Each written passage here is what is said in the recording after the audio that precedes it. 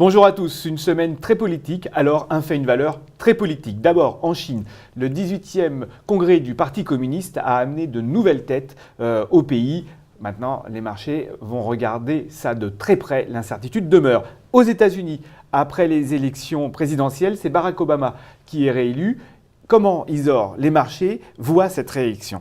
Eh bien, les marchés restent très hésitants, puisqu'il faut savoir que quel que soit le président élu, de toute façon, la situation est la même. D'ici la fin de l'année, Barack Obama va se retrouver face à cette fameuse falaise budgétaire, c'est-à-dire la fin des allègements fiscaux et en même temps des coupes dans les dépenses.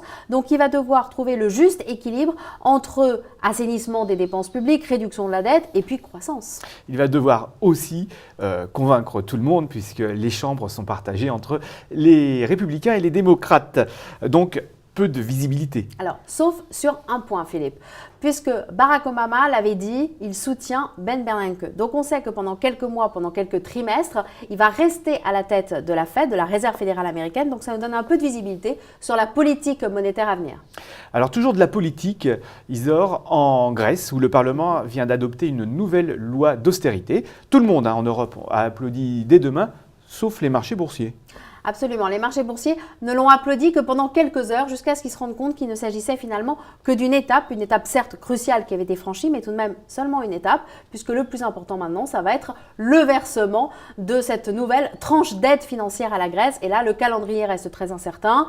Ce serait repoussé. Les ministres des Finances de la zone euro pourraient peut-être le décider le 26 novembre, mais rien n'est fixé, donc toujours beaucoup d'incertitudes.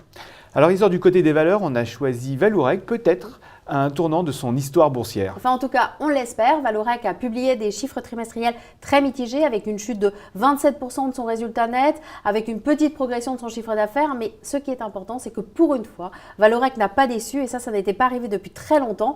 Donc, on espère que c'est le début d'une nouvelle ère un peu plus saine à ce niveau-là. Bien, merci Isor. Quant à nous, on se retrouve pour un prochain Un fait, une valeur.